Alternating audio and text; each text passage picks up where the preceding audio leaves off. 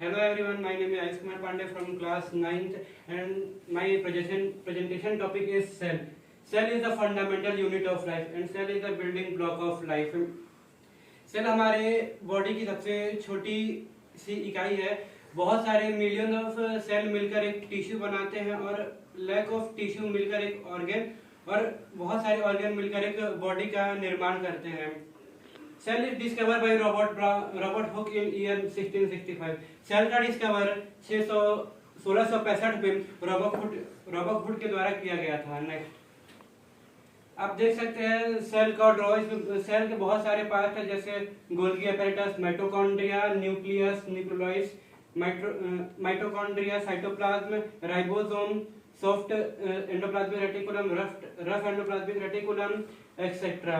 Next plant cell. There are mainly two types of cell, animal cell and plant cell, but in this presentation we can only read about plant cell. In the plant cell there are various types of plant cell: cell wall, cell membrane, Golgi apparatus, central vacuole, chloroplast, cytoplasm, mitochondria, cell membrane, Golgi vessels, ribosome, smooth endoplasmic, rough endoplasmic और cytoskeleton. Next, there are many types of plant cell, but in this presentation we can read about only 6 types of. First, cell wall, second, cell membrane, third, chloroplast, fourth, vacuole, fifth, mitochondria and sixth, Golgi bodies. Next, cell wall. Cell wall, it is a special feature of plant cell and it is a hard or elastic porous covering that provide a particular shape and provide support to the plant cell. ये एक बहुत ही महत्वपूर्ण अंश है plant cell का, जो कि plant cell को बाहर की सारी जरूरतें चीजों की पूरी करता है, जो कि प्लांट को एक खड़े रहने में, स्थिर यहाँ पे खड़े रहने में मदद करता है। यह प्लांट सेल वॉल का डायग्राम है। नीचे जो डॉट लाइन है वो प्लाज्मा मेम्ब्रेन है और ऊपर ये सेल वॉल है, बीच में साइटोप्लाज्म फ्लूइड है। Next, cell membrane. It is the cell membrane is the thin layer that enclose a cell cytoplasm, which is substance between the membrane and the nucleus. In general, a membrane is a thin barrier of covering. Cell membrane second position होता है plant cell का, जिसमें ये बहुत ही thin layer में होता है और इस दोनों थिन लेयर के अंदर साइटोप्लाज्म में प्रेजेंट होता है, जिसे हम फ्लूइड भी कहते हैं। ये ऊपर वाले जितने भी ब्लैक पोर्शन है वो दोनों सेल मेम्ब्रेन है और बीच में ये व्हाइट पोर्शन है जिसे हम लिपिड और साइटोप्लाज्म लिपिड कहते हैं, जिसे फ्लूइड होता है। ये जो शेप है ये इसका सेल मेम्ब्रेन का ओन प्रोटीन है। Next, chloroplast. There are mainly two types of chloroplast and chloroplast is only found in plant cell. Colorless chloroplast and color chloroplast. Second, colorless. These are lack pigment and are often found as starch-filled bodies in maize, potato and radish.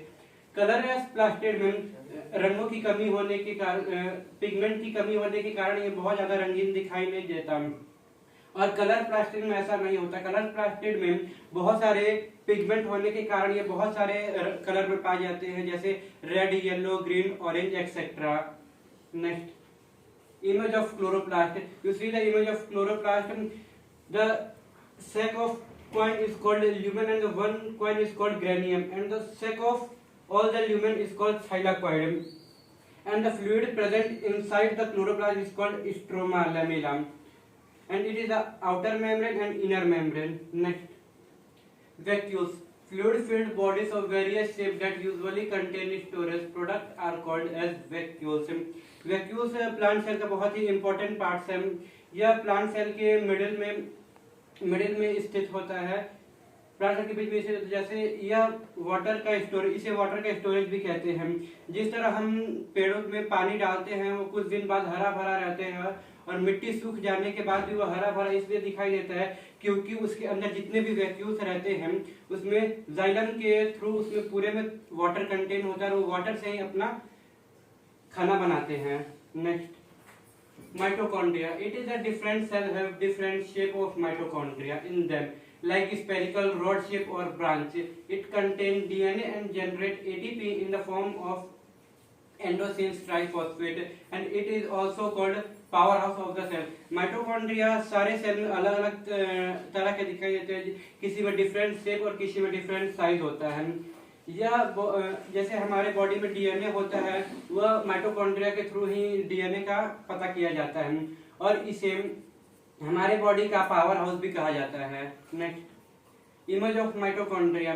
You see this two balls here, it is called DNA and ATP endocynes triphosphate is here and inner membrane, outer membrane, ribosomes, intermembrane matrix are present in the mitochondria. Next, Golgi bodies. These were first described in the year 1898 by Camillo Golgi and the only parts in a cell named after a scientist. Golgi body for a packaging in a vessels for transport to the other sites inside the cell or outside. Golgi body सिर्फ एक transportation का काम करता है, जिस तरह जहां भी एनर्जी एंडोप्लाज्मिक रेटिकुलम में प्रोटीन का निर्माण होता है, वहां से गोल्गी बॉडी लेकर जहां एनर्जी का कम होता है वहां पर जाकर उसको फुलफिल करता है एनर्जी को। यह काम होता है गोल्गी बॉडी का। गोल्गी बॉडी का खोज कैमिलो गोल्गी ने 1898 में किया था। गोल्गी बॉडी ही सिर्फ ऐसा एक पार्ट है जिसका नेम उनके खोज पर रखा गया था, जैसे Camillo Golgi. Next, image of Golgi bodies. Image of Golgi body incoming transport vessels, जहां से उनको एनर्जी वो लेते हैं एंडोप्लाज्मिक रेटिकुलम से और दूसरी जगह जाके सेंड करते हैं। जो ल्यूमेन में पूरी एनर्जी भरी होती है और क्रिस्टल उसका साइड का पार्ट होता है। न्यू फॉर्मली वेसल्स, जितने भी जैसे हमारे बॉडी में हाथ जितने हम बड़े होते हैं, हमारे बॉडी पार्ट्स इंक्रीज होते हैं, उस तरह गोल्गी बॉडीज में भी उसके नए नए पार्ट्स इंक्रीज होते हैं जितने वो दिन तक वो जिंदा रह पाता है। Next, thank you for listening my presentation.